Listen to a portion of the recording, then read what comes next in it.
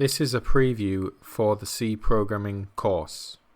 You can find the full course in the video description. Hey and welcome. In this course you're going to learn how to program C in Windows. I have 10 years experience in the C programming language. You're learning from an expert. We're going to start with all the beginner stuff, variables, functions, and then we'll move to much more complicated concepts such as pointers, function pointers, and the preprocessor. We also end the course by creating our own little book program that allows you to load books and write books to disk. A fantastic course, I'm sure you'll love it. Hello and welcome guys. So this is a C programming course, as you know. For us to start, we're going to need to download a few things. So we need to get a compiler, a C compiler to begin with. And you can go with an IDE. But we're not going to use, but this course won't teach you that way because I want you to understand how the compiler works. You need to know this to understand C properly, rather than having an IDE automate everything for you. So to give the best value from this course, we'll be doing it ourselves.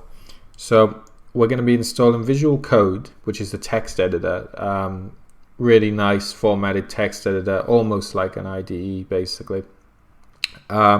And we are going to be installing the Mingoo C compiler. So let's go to Firefox and we're going to start by installing Visual Code, which is nice and easy. So just type in Google Visual Code download, and we're going to take the Windows one here and just press save. And it's going to download.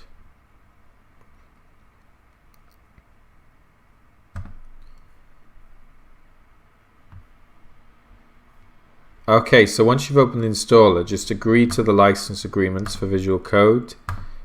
You can just keep pressing next for all of this. And then install.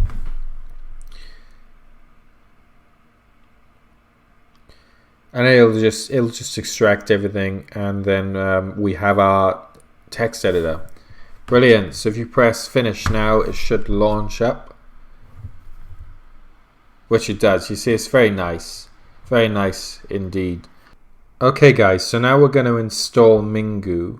So I want you to go to Google and search Mingoo installer, and you'll see this first one. Don't click it. Don't click it. Click the second one here, the getting started. And you should see the automated installer Mingoo get setup.exe. Install that.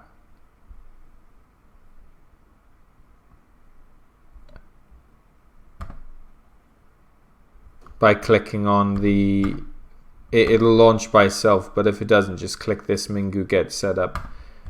And it'll download the file. Just click that, and I want you to press install, keep the paths the same, press continue, and then I'll be right back when this is finished. So once this is finished, press continue,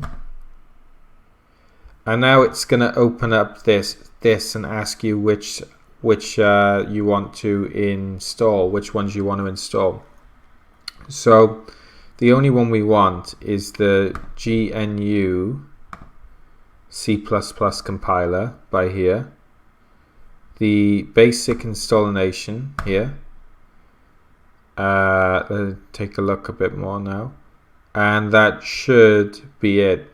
So once you've selected those, go to installation up here and do apply changes,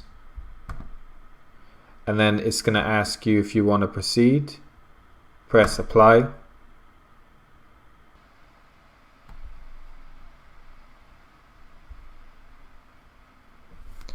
and then after a few minutes it should be completed. Just press close here and then press the close button here. And then we have just installed Mingoo. So now there's one more thing we need to do. If you go to your start menu and launch command prompt by typing CMD, if you type GCC, you'll notice nothing happens. Now this is because we haven't set the path variable to Mingoo yet. So that's what we're going to need to do now. So what I want you to do, I've installed Mingoo at C /Mingoo/bin. /Mingoo. That's where I've installed it, and then the bin directory is what we care about. So I want you to go to your Mingoo directory and find your bin directory and just copy the location to your bin directory. So in my case it's C /Mingoo/bin, and then we're going to modify our path variables. So if you go to the start menu and just type environment, you'll see edit the system environment variables. Press that one, and then once you've done that, you'll see environmental variables down here, environment variables. Click that, and then you should see path by here, or you could even modify the system variables. We'll modify both.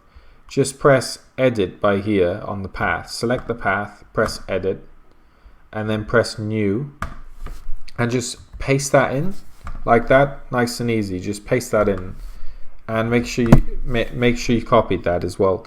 So paste that in, and then press OK. And then I want you to modify the path variable for the system as well. So click the system path, press edit, press new, paste that in, press OK, and finally press OK once you've done all of that, and press OK here. Okay, now if we launch command prompt again and we type GCC, you can see that it now says fatal error, no input files. So you've successfully set the path variable to Mingoo. So now we have a C compiler and a editor. So now we are now capable of creating C programs. So yeah, next lecture we will start with our very first C program and we'll go from there. Okay, welcome back guys. We're going to create a hello world program now, which will just be a simple program written in C that outputs the message hello world. Very, very simple. So let's open up Visual Code that you installed. Make sure you don't accidentally press Visual Studio if that's what you have. Visual Studio Code is the one we should be opening. Anyway, you'll see that it's all nice and open now, and we're going to create a new folder on our desktop. So open up your browser here, your file browser, and we're just going to call it hello world app. Make sure there's no spaces. Right, cool. So in here, back in Visual Code, go open folder, file, open folder, select your desktop hello world app, and it should load it. Excellent. So you'll see this new file button by here, hello world app, new file. Just click it, and we're going to call it main.c. Okay, and then it's going to ask you down here, we recommend you install this extension. Press install, because that'll actually help us when writing our C code. And if it didn't give you that, by the way, just click the little plugins thing down here, the extensions, and just search for C or C++. I just install something to help you a little bit more. So that is now done that. So what I want you to do is I want you to include a header file.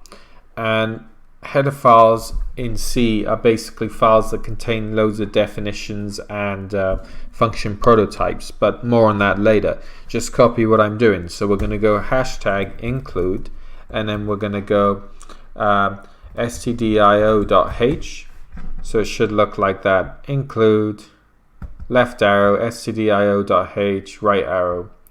So that'll give us access to some printing functions, some functions that allow us to print messages out to the users, not actually print on your home printer. Output message to the user. Basically, it contains a lot of functions that allow us to handle user output and input and so on.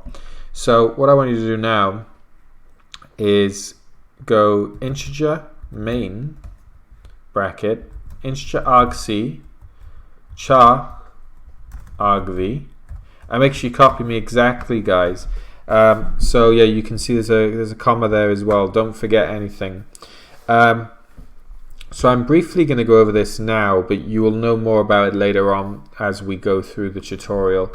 So as I explained, stdio.h is a file that contains prototypes to functions that we can use to output messages to the user. So that's a bit of a mouthful, but you don't have to worry, we'll explain that much more later on. So this is a function called main, and the main function is basically executed whenever you start your program. So anything in between, anything by here will be run when you run your program, basically. Now this function contains two arguments, argc and argv. Now using these two together can allow us to access data that the user can pass to us when loading our program. So that briefly explains that, but you don't need to worry too much about that yet because this is the very first tutorial.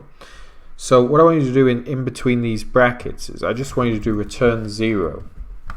Now what this is going to do is this function will get run, and then we just return 0 back to the operating system because the operating system calls this function for us, right? If you return anything other than 0, it is classed as an error. Only if you're returning it from the main function though, right? What will happen is on the command prompt or terminal, if you're in Linux, it'll tell you code returned, and it'll be what you returned here. So this allows you to return states to the back to the calling program, the program that's running you. So returning 0 generally means everything went okay. Returning something negative is usually an error, but you know, even returning something positive can be an error, but usually it's a negative value if there's a problem. Anyway, back to the story. So once you've done return 0, that means that we're basically saying, yeah, everything ran fine. It's just something we're returning to the caller. But we need to output our hello world. So go into here and type printf hello world exclamation mark and put a semicolon at the end here. So you should see this is your program now. And it's very simple. It outputs hello world and then returns. Now if you didn't have this, the program would still compile, but it would return whatever was on the stack at that time, which you can basically assume that it's undefined behavior. So you should always return something when the type is not a void type, but we'll explain more about what void is and integer later on. That's just something to remember in case you know a little bit about that already. Now go back to your file explorer and go to your directory. Go to the directory that you created your app on. Mine's on the desktop. And all I want you to do, I want you to copy the URL up here. And we're going to go here and we're going to type command prompt. I want you to do cd. And I just want you to right click and it should paste it in automatically. And just press enter. And what that'll do, that'll change the working directory to our Hello World app. And now we're going to go gcc /main.c space -o /main and just press enter. And now you can see, if you go back to the directory, it's created a file called main.exe. So we've basically now just compiled our program. So gcc is the compiler. We pass in our input file, which is main.c, and then we use -o to say that we're about to output the compiled file. This is where we want it to output to, and we use ./main, and ./main is our output file. So it takes main.c, which is our program we just wrote here. It compiles it into machine code and symbols and dynamic, basically object files, and then it creates an executable called main. And on Linux you will actually see main, but on Windows it appends the .exe at the end, the compiler does. So if we now do ./main.exe, by the way, ./ means this directory, in case you didn't know. So when we do ./ it means, in this case, it means inside the Hello World app directory. Anyway, so do ./ main.exe and press enter. And you can see it complains, so let's get rid of that. Let's just do main.exe. And it will say hello world. So congratulations, you've just written your very first C program. I'm sure you're pretty confused right now, especially with some of the terms I've been talking about. But you really not need to worry, because this is our very first lecture and was designed to just give you a taste of the pudding, essentially. So all of this will be explained in further in depth. We'll explain what these types are. We'll explain how to create functions. We'll explain what these two asterisks mean. You know, things like that, which are probably confusing you right now. So there's really nothing to worry about. Keep following the course and all will be revealed. So yeah, congratulations on creating your very first C program. Good job. Hello guys, so I'm going to explain what variables are now. In C, variables are basically places where you can put values and basically store information in memory. So for example, if we did integer x equals 50, then this would store the value 50 in the x variable. And if we did, I don't know, integer y equals 20, then we store 20 in the y variable. And then these get stored in memory and you can access them later. So these are basically the data types of your variable, essentially the type of information you'll be storing. So more on that later, but I'll briefly describe it now. Int is an integer basically that can hold numbers. So that's all that means. And here is our variable name. So we'll use the name to access it later on. Essentially, variables are defined with names so that they can be referenced throughout your program. Welcome back, guys. So now we're going to actually learn how to create functions. And I'm going to explain functions a little more because I think it's more important to learn about functions before I teach you about data types such as integer and char. Functions are kind of required first, really. So what I'm going to do, I want you to copy what I'm doing. We're going to go void myfunc void. Okay, so let's explain this. Myfunc is a function. This function doesn't take any function arguments, so we put void in here. Now, what you can do, if you go back into main, I can call myfunc like this. And what will happen is our program, when it goes into the main function, it'll call myfunc, which will start running code in here. So if I went in here and I did printf myfunc called, and put a semicolon at the end, because in C you end all lines of code with a semicolon. And everything between these brackets here is the code that gets run when you call the function. So obviously this is the name, this is the return type, and inside here goes the function arguments. Now, a void return type means we're not returning any value. That's what this means. So when you call myfunc and the return type is void, nothing is returned. So there's no need to have return.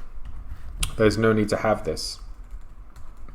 But if you did want to use the return keyword to return from myfunc earlier than you could, you would just go return like this. There's no need to pass in a value or anything like that because it's of a void return type, which means no values returned. And if I was to have a print here, you don't have to do this, just an example. This would never be called because we print out myfunc called and then we return from the function, so that printf test never gets called. And there are reasons for when you would use this, such as returning from a function early based on a condition of some kind.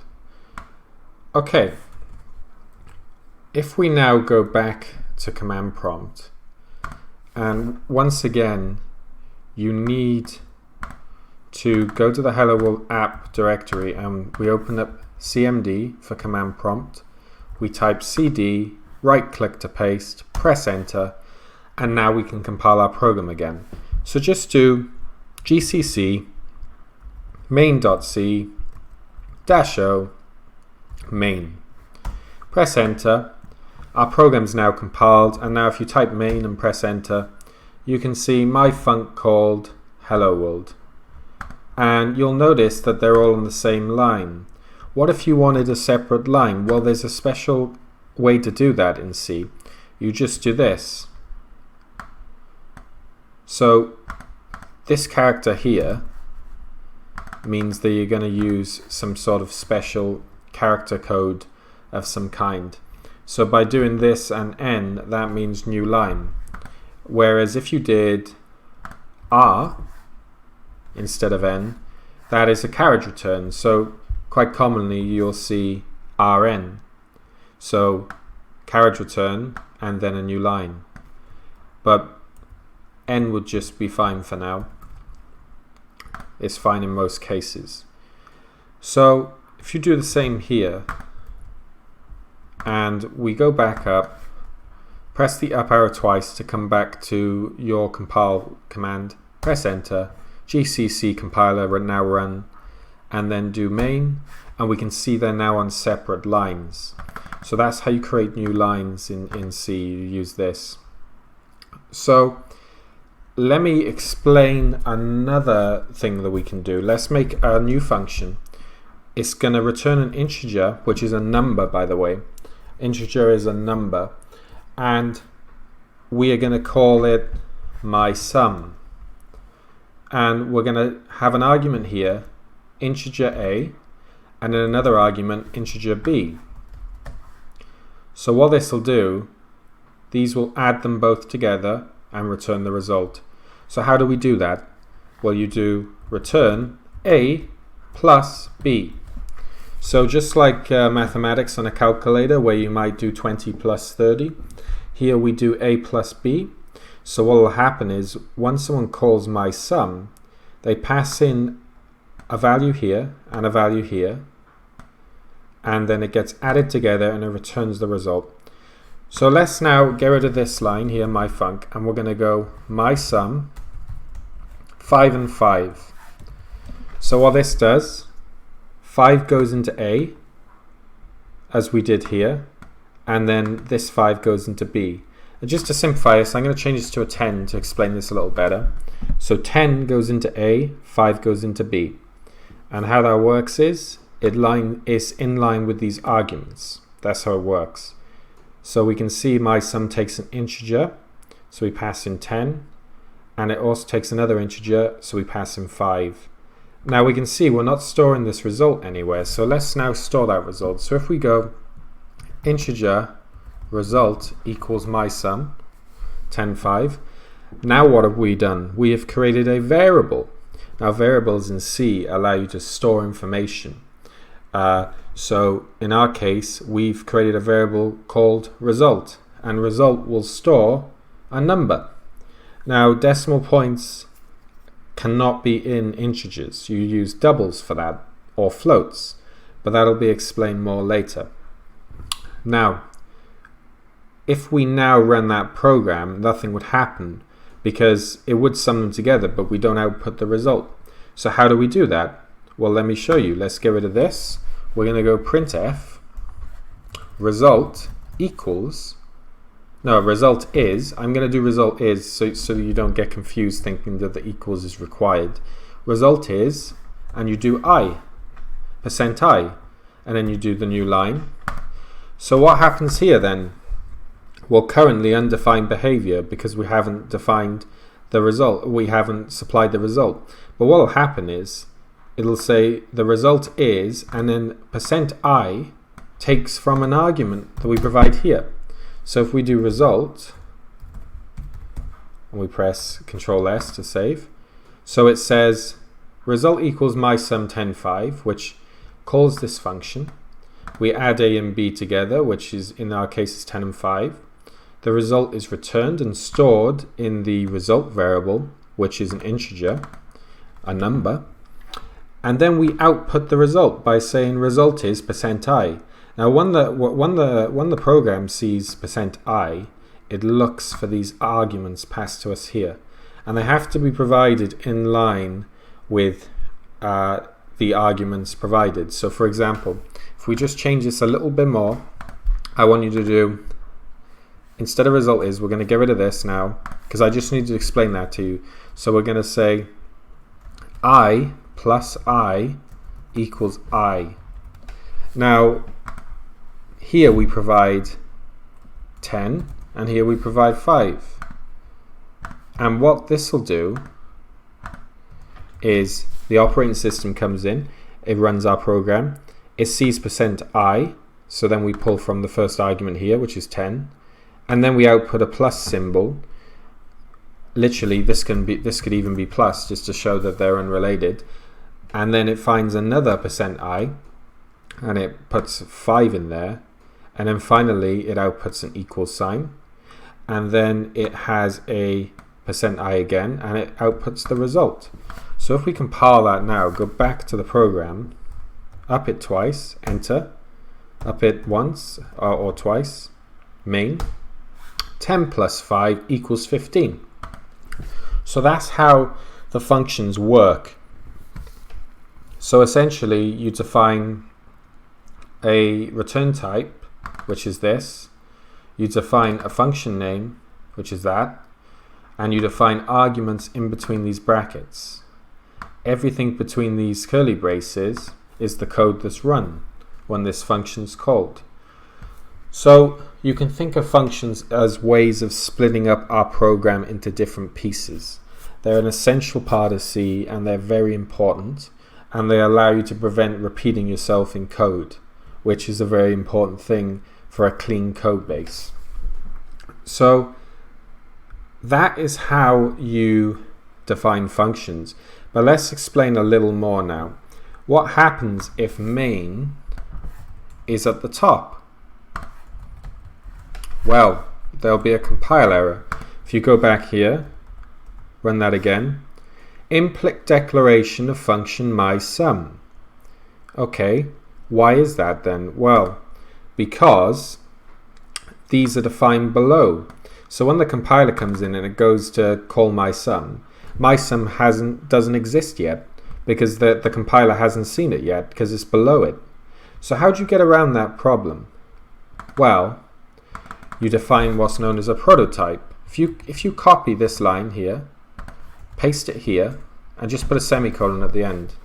So what this now says is, it says to the compiler, this is a prototype for mysum, this is what it will look like, I will define it later. I don't really care about it right now, but you need to be aware of it for later. That's what this says. And now if we go up to compile it now, you can see it compiles fine, because we've let the compiler know that we will be declaring this later on. Now, this is how the header files work. So these function prototypes exist in the header files. So the one you include this, it'll have a bunch of these for printf. It'll be like that, for example. And when we call printf, it's not defined like this with curlies and everything. It's just a prototype like this, which basically means this exists somewhere. We don't know where it exists yet, but just make a note of it because we're going to be using it. That's all the prototypes do. And again, a very important part of C. So that is function prototypes. Hello and welcome back. So we're now going to learn about primitive types in C. So what are primitive types? Well, primitive types are the data types built into the language itself. So integer is a primitive type that allows us to store numbers or return numbers. Char is for characters such as A or B or C, for example, a single character. So let's first discuss what void is. As you know already, based on previous lectures, void is a data type that means we will return no value. Basically, it's like it's a void. You know, if you think of a void in real life, it's nothing, right? So that's a void basically. A void basically represents that there is no number or no data of any kind. That's basically what void means. But pointers are a little different, and we'll explain that in another lecture. Okay, so next we have char. So what is a char? Chars allow you to store characters. So I could do something like this, for example. And chars are 8 bits in length, or 1 byte. So obviously in C, depending the data type you should use, should depend on how much data you need to store and what it's being used for. So typically numbers, you would use an integer in most cases. You would even prefer an integer over a char, even if the numbers could fit into the char data type, which is 1 byte, 8 bits. Now what can 8 bits store? 8 bits can store 255, a number up to 255 if it is unsigned, but we will explain the difference between signed and unsigned shortly. Now, so you use char when you want to store characters. Next you have, another thing, these quotes by here allow us to define a single byte as a character. So this is converted into the decimal equivalent based on the ASCII table. So let's do short next. So short is a number, just like integer, but it can store a lot less. Short is for numbers that can't store as many bytes as integer. If you need to store numbers that are much larger, like above like 30,000, 40,000, 50, 60,000 onwards, then you're best to use an integer or an unsigned short. We'll explain the signs soon enough. However, an unsigned short cannot store more than 65,535 as a number. So obviously if you want to go higher than that, you need to use an integer, guys. So then integer, as you know, is a data type that can store about 4 billion, a number up to 4 billion something, but the number can only be around 4 billion if it's unsigned. If it's signed, the number is about 2 billion. So if you need to go higher than that, you should use a long. And a long is a huge number. It is 8 bytes in length, and it can store a huge number. I can't even tell you what the number is because it's so big. So you use a long where you deal with things that are much larger, when you deal with numbers that are extremely large. So quick overview then. Chars are 1 byte in length. Shorts are 2 bytes in length. Integers are 4 bytes in length, and longs are 8 bytes in length. But that assumes you're using a modern processor. If you compile C on embedded or on older systems, then these data type sizes will be different lengths. So make sure you read about that. That's why it's hard for me to tell you exactly how much they store, because it really depends on the architecture. If you're working on a Windows machine or something, then what I've told you is accurate. If you're working on an embedded processor or something, or a really old machine, then the sizes of these are smaller in length. Okay, so then we have float. Now a float is basically a number where you can store decimals. So for example, and you also put an F at the end of literal numbers.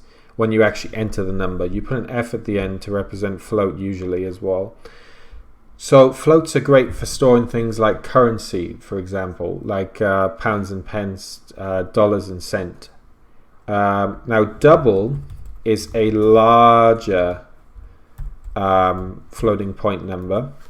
So again, you can store currencies, stuff like that, but double is much bigger than float. The same as long is much bigger than integer. Okay, so you would use a double for larger numbers that are decimal placed, and you use a float for smaller numbers that are decimal placed. But double is you're best to use double if you're dealing with currency. So that is the primitive types: char, short, integer, long, float, double. Okay, so now let's explain unsigned versus signed. So unsigned is represented by this unsigned keyword.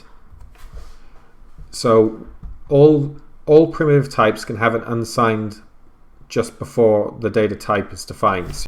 So you can have unsigned long, you can have unsigned integer, and what this basically does is it means it can't go negative.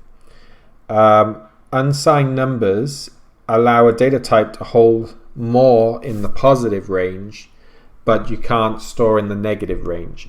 So by default, any data type you define is by default signed. So for example, if I get rid of this a second. So for example, signed init equals 30 is equivalent to integer m. So signed is basically invisible. It's always there unless you define unsigned, right? So a signed can go negative and positive. So it can be minus 50 or it can be 50. It can also be 0. Now unsigned can only be 50 and 0. You can't go negative. If you try to go negative on an unsigned integer or an unsigned anything, it'll loop back around. So essentially it will become the highest number possible for that data type. And that's what happens when you exceed the maximum boundaries in C. They loop back around. So that's very important to know that. So the difference here then is if you want a positive number but you don't care about negative, you can use unsigned. But if you need negative as well, then signed is best. But unless you're working with much larger numbers, you won't have to worry about signage too much. If you are defining some sort of file format, then obviously you'd need to take more care whether you sign or unsign things. But essentially, use unsigned if you need to, and if you won't have negative numbers, because that's very important to note that.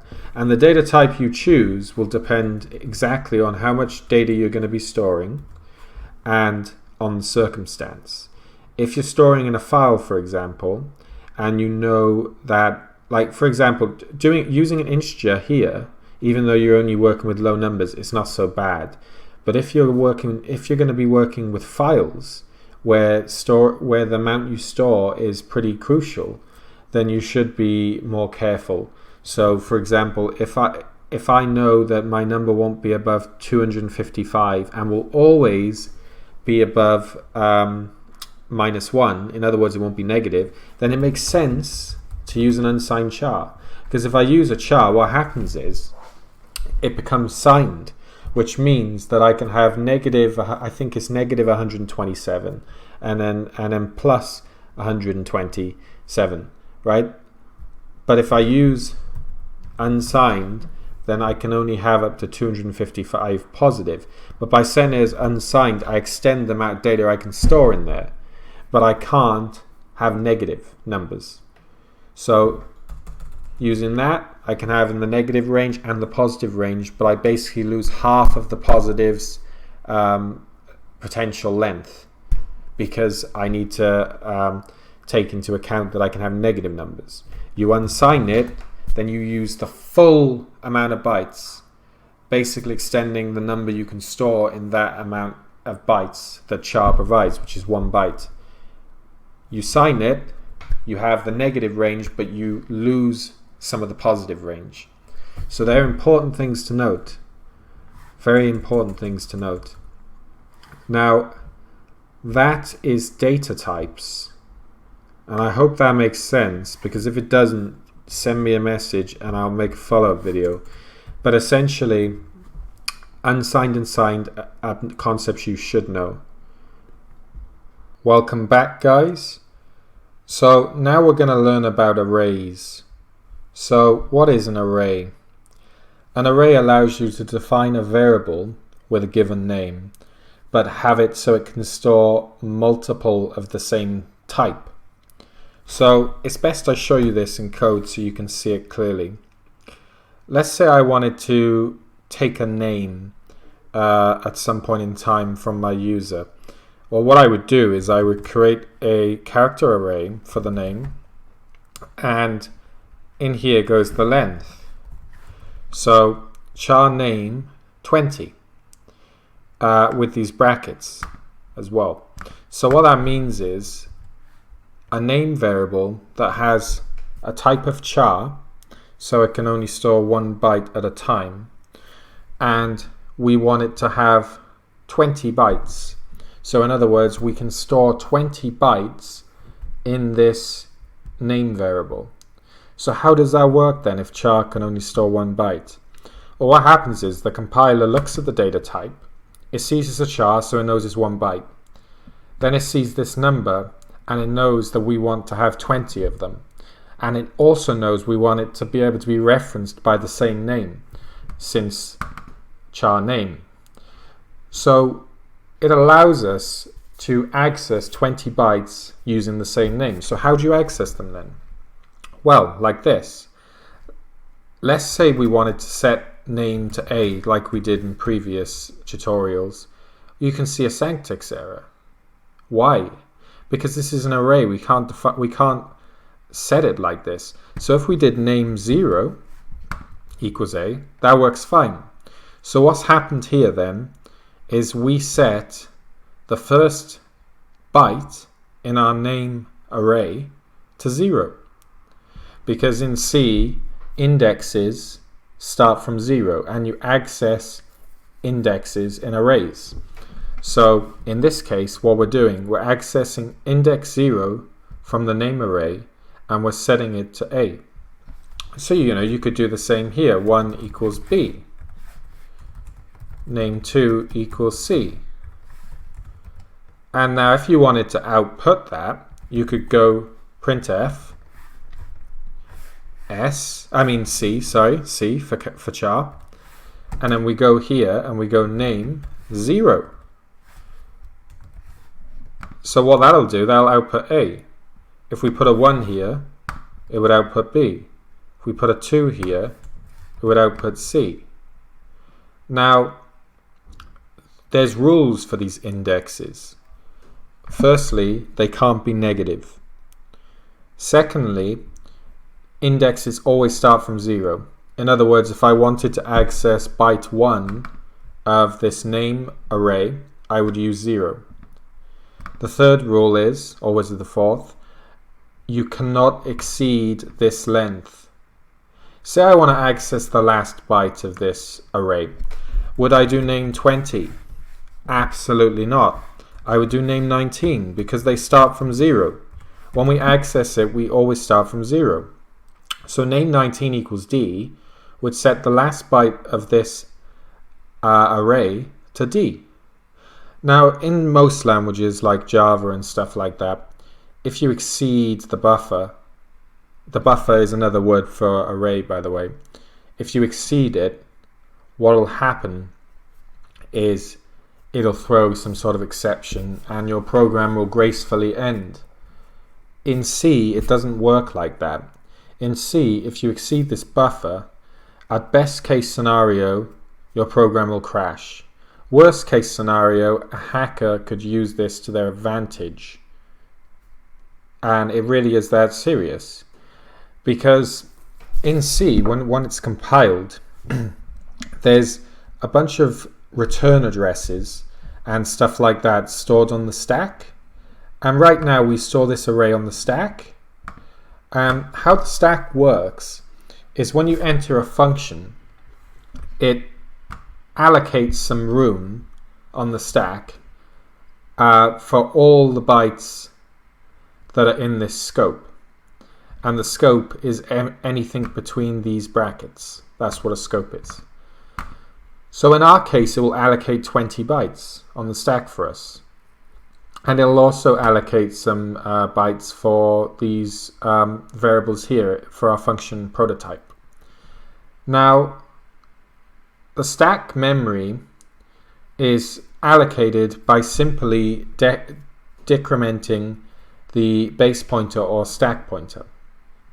And the problem with that is you can also run out of space very easily, because we're not asking the operating system for to give us some data here. We're not doing that. What we're doing is we already have the data, and we're just literally just moving the pointer down 24, 28 bytes, and that's what we're doing. And then that gives us room to set these things. So what happens is when you leave the function, it resets the pointer back to where it was. And now once it does that, everything here gets naturally freed. And when I say freed, I don't mean deleted. It just kind of like it ends up in a kind of like undefined state, and it can be overwritten by other function calls and stuff like that. But you don't need to worry too much about that. That's quite a complicated subject. But the point is I'm trying to make is you have to be careful how much you allocate on the stack, because the stack can only take so much. And secondly, back to our potential problem where if you go over this buffer, an experienced hacker could offset this just right to overwrite the return address that will be on the stack. And what the return address does is it basically holds the address to the last function that called you. So then when this function finishes, it'll pull that address and go back to where it was executing. And the problem with that is a hacker, experienced hacker, could overflow this buffer. It's called a buffer overflow. You're welcome to look it up. And when they overflow it, they could overwrite that address to point to somewhere else. And that's why it's very dangerous. So in C, you always have to make sure you check that anything you're accessing here can fit. So for example, let's say I had an integer I equals 50, and I did name I equals E. So what will happen is it would go into I, it would pull 50, and it would set index 50. But the problem here is we can only store 20 bytes. So what happens is it'll crash the program. But experienced hacker could change that and do nasty things. So how you get around that is you can basically check that I can fit into here, and if it can't, then you don't set it. But anyway, more to conditions later on. Just wanted to get that out there. So what we can do now then is we can test this. So get rid of name 19 if you did that, because that'll crash the program, right? And we're going to open up command prompt, cmd, and I'm going to copy and paste this address by going cd, and we're going to right click, enter. And now you're going to go gcc main.c -o main, and that should compile fine. Do main now, and you can see that it outputs C because we're outputting element 2 in the array, which is C. So that's how arrays work. It allows you to access the same variable name and multiple bytes. So that's literally all it is. So basically, rather than having 20 different variables named name 1, name 2, name 3, name 4, name 5, you can just do name and then do 20, and it really is that simple, and it's very efficient as well. Like, you can access these in a number of different ways, like such as using loops. Without arrays, the language wouldn't really work very well. So that's what arrays are, and basically that is it for arrays. You can have arrays of all different types. I could have an integer array, for example, integer ABC 30. So now I've declared 30 integers, and I can go ABC 0 equals 55, ABC 1 equals 22. So that is what arrays are. A very, very handy feature of the language, and you can see why. Okay guys, I now want to show you what multi-dimensional arrays are. Now, multi-dimensional arrays are a really good feature. Let me try and explain it in a way you'll understand. You know, like tile games, like tile-based games such as, for example, Minesweeper. They're a perfect example of when you could use a multi-dimensional array. So, for example, let's do this. Go char map 20, 20. That's a multi-dimensional array. So we define a variable that is named map. It's an array that holds arrays. So it holds 20 arrays that contain 20 bytes. So this allows us to do things like this. Map 0, 0 equals 50. And you notice how we don't have to pass this. The reason for that is because all that this does is converts it into its numeric type based on the ASCII table, which you should definitely look up. So A, I think, is decimal 65. Anyway, so you can literally do things like this, and that is what multi-dimensional arrays are. So it might be map y x for coordinates, and you would have a y variable and an x variable that you would define somewhere up here, for example. And you can also define variables like this, by the way, on the same line. So we define two variables, one called y, one called x, and they're both equal to 30. So yeah, that's multi-dimensional arrays, and this can go on forever. We can even have a third dimension or a fourth. You can keep adding to it. So that's multi-dimensional arrays for you, very much like arrays apart from they're multi-dimensional, which means they're great for things like coordinate systems. Two of these could be used to represent x and y values, x and y coordinates. So that's multi-dimensional arrays for you. So up until this video, we have done mostly theory, but I needed to do that to bring you up to speed, guys. So now what we're going to do is we're going to make a program that takes someone's name and age and outputs it to them. So it's a pretty simple program. So the first thing we need to make some room, make some space. So let's define a name array that takes 20 bytes. So this will take their full name and it'll store it into this name array. And what we're going to do is we're going to go scanf %s, which means we are wanting to read a string, and then we'll just provide name here. So what this will do is scanf reads from the keyboard, right? %s means we're reading a string, and then name is the variable we want to actually input that data into. Now, what happens when you put name here is it'll take the address, the memory address of our array, and it'll pass it to the scanf function. That's what's happening here. And you can also pass addresses by putting in an ampersand by there. But for arrays, without the ampersand automatically does that. For normal variables that aren't arrays, you have to use the ampersand here, guys. So down here then, I want you to go printf %s, and just before that go your name is %s, and in the next argument we just pass name, and also do a new line as well at the end there. So this should be pretty straightforward to understand. We read in the name using scanf. The system knows we want to read in a string because we use %s, and the string is basically a series of characters.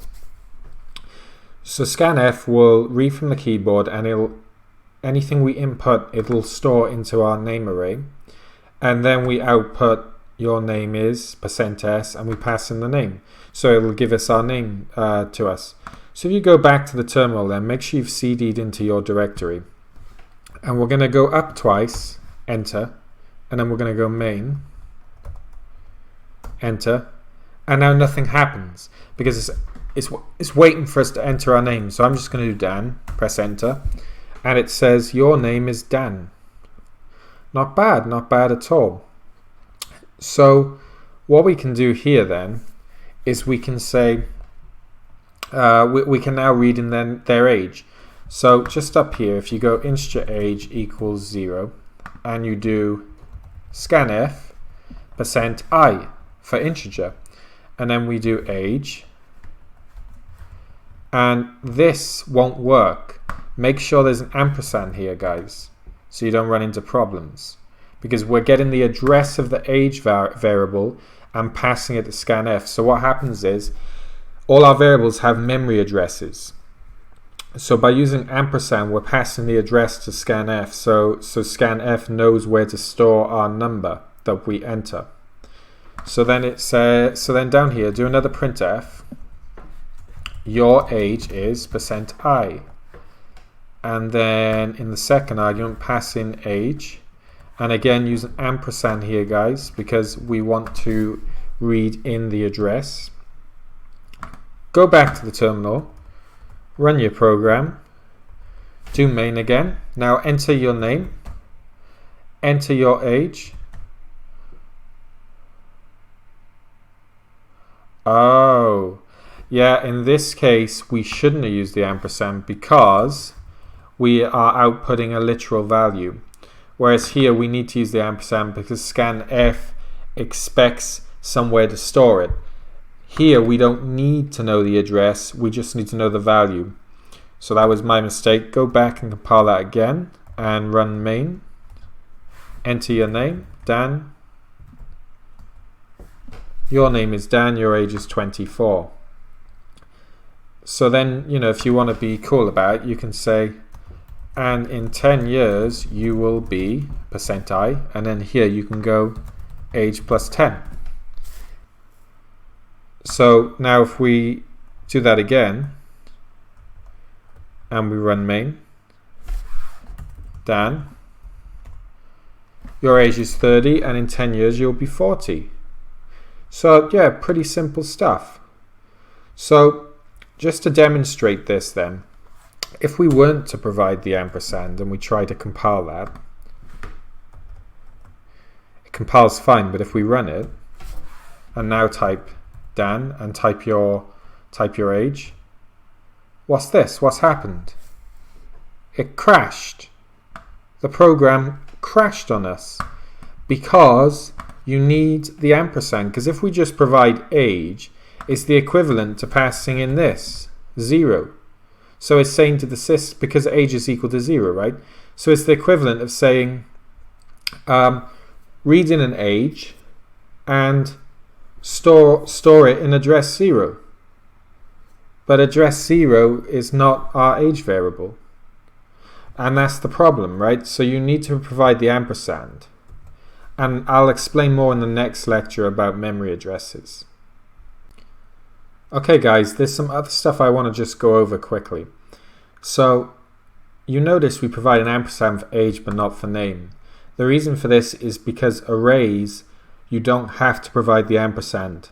If you just provide the actual variable name of an array, it'll automatically take the ampersand. It'll automatically take the address automatically.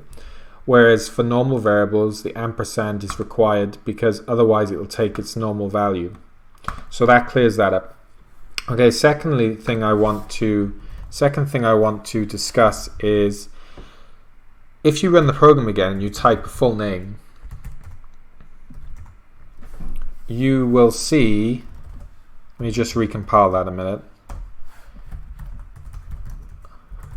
You will see that it doesn't work. It just says your name is Paul. The reason for that is because scanf stops at the nearest white space. In other words, a space or a null, something that's a white space, right? So there's another issue with this code. We don't actually check if the data we're reading fits in the bounds of the array. Remember what I was saying earlier, that it's very important. So because of that, it means that we can enter a really large name that's above 20 bytes, and it might not even crash the program. It doesn't always does, but that doesn't mean it's right. If it doesn't crash the program, chances are you've corrupted some data, but it hasn't led to a crash. Now if I just do that,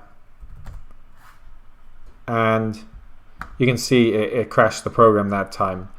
Now, because we've exceeded the 20 bytes, we stored this, which is way more than 20 bytes.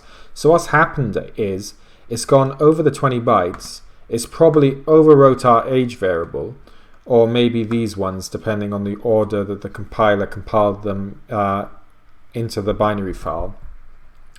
And because it's overwrote those values, it's actually led to a crash because we've probably overwritten the return address or something.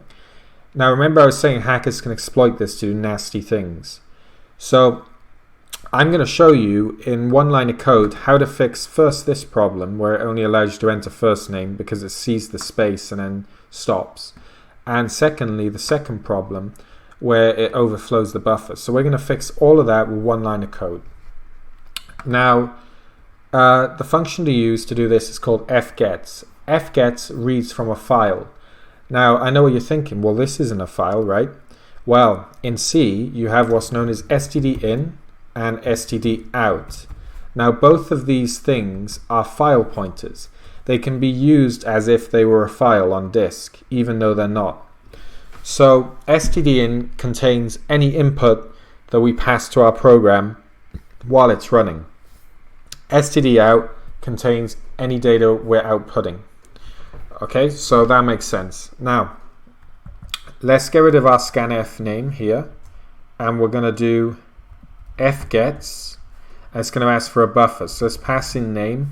And remember, you don't have to pass an ampersand here because arrays, they automatically put the address when you reference them by name, whereas normal variables, you need to provide the ampersand to say this is an address. Now, if we go here, it asks for a max count. So just do size of name, which will be 20 bytes, right? So size of gets the size of the name variable, which is 20 bytes. And it asks for a file stream. Just type std in. And now if we compile that now, and we run that, you can say Paul O'Brien, age 90. And it'll say your name is Paul O'Brien, your age is 90, and in 10 years you'll be 100. Now, type loads of rubbish again. Let's overflow the buffer. What happens? It doesn't work. It stops us. It only allows us to enter a name of 20 bytes. So it stops putting more data into the array when we reach that 20 byte cap. So I hope that sums up a lot of this stuff for you guys. I hope you've enjoyed these course previews. To purchase the course, please use the link in the video description. Every course purchase allows me to make more content and keep bringing value to you.